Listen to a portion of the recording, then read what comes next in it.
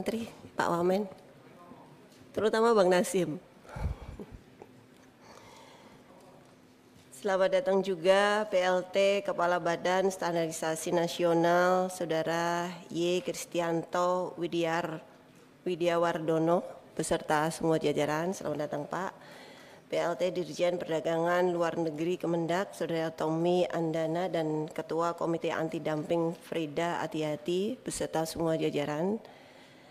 Managing Director PPI Danantara, Ibu Febrianti Edi, dan semua jajarannya, termasuk Pak Rohan, selamat datang. Dirut PT Krakatau Steel, Pak Muhammad Akbar, beserta semua jajaran.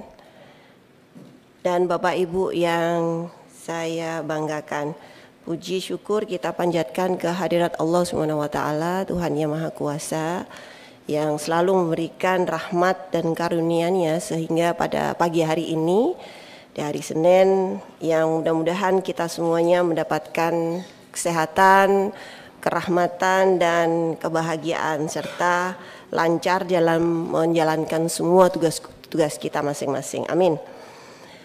Menurut laporan dari Sekretariat Komisi 6 DPR RI, saat ini rapat kerja dan RDP Komisi 6 DPR RI telah dihadiri dan ditandatangani oleh 12 anggota dari 7 fraksi. Dengan demikian, quorum sebagaimana ditentukan pada pasal 281 ayat 1 Peraturan DPR tentang tata tertib telah terpenuhi, dan sebagaimana amanat pasal 276 ayat 1, saya akan bertanya kepada Bapak Ibu, apakah rapat bisa kita buka untuk umum? Setuju? Setuju? Adapun agenda rapat kerja dan rapat dengar pendapat pada hari ini adalah membahas terkait penyelamatan industri baja nasional. Bapak Ibu yang kami hormati, dapat kami sampaikan bahwa Komisi 6 DPR RI telah menerima tembusan surat dari pimpinan fraksi Demokrat yang bernomor FPD 478 DPR RI /11/2025 tanggal 6 November 2025 perihal penyampaian perubahan nama anggota fraksi Partai Demokrat pada AKD DPR RI. Untuk fraksi Partai Demokrat di Komisi 6 menjadi sebagai berikut. Yang pertama, Dr. Haji Ahmad MSI Kapoksi, lalu kemudian yang kedua Dr. Insinyur H.E. Herman Khairon MSI, yang ketiga Dr. Zulfikar Hamunangan SH, yang keempat Nurwayah SPD. Bapak Ibu yang kami hormati, pada hari ini merupakan tindak lanjut dari RDP Komisi 6 DPR RI dengan Dirut PT Krakatau Steel Persero pada tanggal 30 September 2025, yang mana Komisi 6 DPR RI menerima laporan kondisi darurat industri baja nasional akibat banjir impor baja dengan pola perdagangan yang tidak adil, dumping dan predatory pricing. Industri baja adalah industri strategis nasional. Kita sebutnya biasanya malah mother of industry, karena hampir semua industri yang ada di dunia, di Indonesia juga, itu pasti ada hubungannya dengan produk baja. Baik itu adalah industri konstruksi, industri infrastruktur, manufaktur, energi, hingga industri perdagangan. Dan bahkan industri yang lain seperti farmasi, kecantikan juga ada hubungannya juga dengan oleh karena itu, dari berbagai diskusi yang sudah kita lakukan, yang Komisi 6 lakukan, fakta yang kita hadapi saat ini memang sangat memprihatinkan. Oleh karena itu hari ini kita rapat. Dari hasil RDP sebelumnya, kami mencatat ada 3 keadaan yang masalah yang kritis. Yang pertama adalah banjir baja impor dengan harga dumping, bahkan melalui pengelabuhan HS Code dan transit di kawasan perdagangan bebas. Yang kedua, instrumen proteksi perdagangan yang safeguard lambat dan tidak aktif, padahal di negara lain bahkan ini sampai 24 bulan ya bisa bisa memakan waktu 24 bulan. Padahal di negara lain bisa memberikan provisionalitas cuti dalam 60 sampai 90 hari. Oleh karena itu kita perlu untuk diskusi dan mencari cara bagaimana menyelamatkan industri baja kita. Yang ketiga, penerbitan izin impor tidak mempertimbangkan kapasitas nasional sehingga produk baja lokal kalah dengan baja impor di pasar kita sendiri. Maka Komisi 6 DPR RI memandang bahwa rapat ini sangat penting, terutama untuk meminta penjelasan dan klarifikasi mengenai penyebab terjadinya tekanan dan industri baja nasional, efektivitas instrumen kebijakan yang selama ini diterapkan, serta komitmen tindakan nyata untuk mengendalikan impor, memperkuat industri dalam negeri, dan memastikan bahwa pembangunan nasional menggunakan produk baja yang berasal dari produk nasional.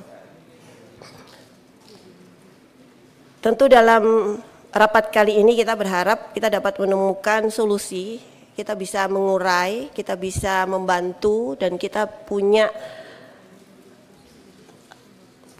aksi yang lebih nyata untuk menyelamatkan industri baja kita. Seringkali disebut industri baja itu sebagai merupakan leading indikator ekonomi. Jadi kalau kebutuhan atau permintaan baja di pasar, di masyarakat ini turun atau berkurang, ini adalah indikator yang tidak sehat bagi program strategis nasional kita. Oleh karena itu kita harus jaga, kita harus selamatan, dan kita harus cari langkah yang lebih konkret lagi untuk industri baja nasional. Bu Ketua, interupsi dulu Bu Ketua. Dari tadi sebetulnya saya merasakan bahwa forum ini tidak representatif lah untuk membicarakan persoalan kebijakan. Karena memang tidak dihadiri oleh pengambil keputusan. Kita hargailah sampai wakil menteri, oke lah, apalagi wakil menteri yang kita tempatkan dari Komisi 6 gitu ya. Tapi kalau yang lainnya dihadiri pada level dirjen, apalagi staf ahli menteri, ya nanti kita hanya mendengarkan presentasi-presentasi seperti ini, substansinya nggak akan dapat. Pertanyaan kita tidak akan direspon dengan baik. Dan antara saya kira serius nih, komplit datang semua tuh. Tetapi kita tidak melihat ada atensi yang positif dari pemerintah. Saya tahu kok ini persoalannya kebijakan ini gitu.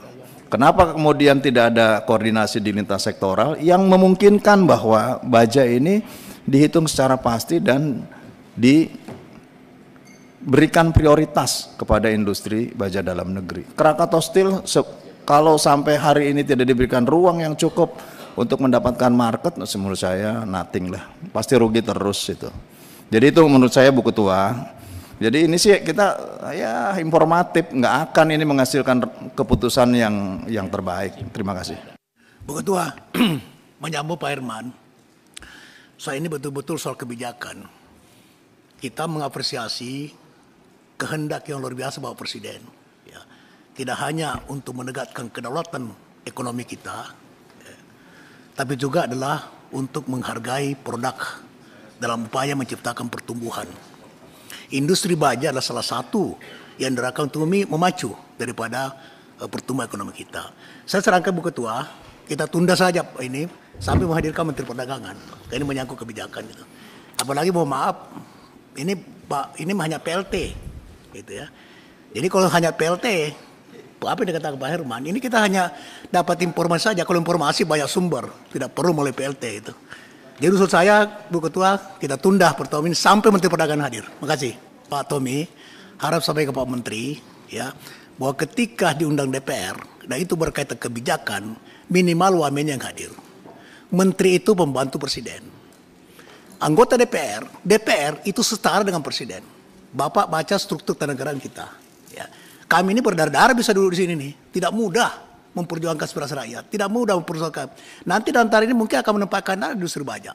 Tapi kalau tidak ada kebijakan yang berpihak kepada industri baja, itu untuk apa? Di antara nanti jadi masalah. Padahal antara adalah salah satu lembaga negara, lembaga BUMN yang kita harapkan nanti akan bisa menciptakan pertumbuhan sesuai dengan harapan Bapak Presiden. Tolong sampaikan Pak Menteri dan Pak Wamen, saya akan telepon Menteri Perindustrian untuk hadir. Ya, saya akan telepon, tapi saya menghargai karena Wamen yang hadir. Menteri Perdagangan, ya mau maaf Pak Tommy, Bapak punya kapasitas. Tapi jabatan Bapak PLT, paling hanya menyampaikan Pak Menteri, Pak hasil tadi begini. Terus menterinya ngomong apa? Ya sudah, nanti kita pertimbangkan. Untuk apa? Itu. Makasih Bu Ketua.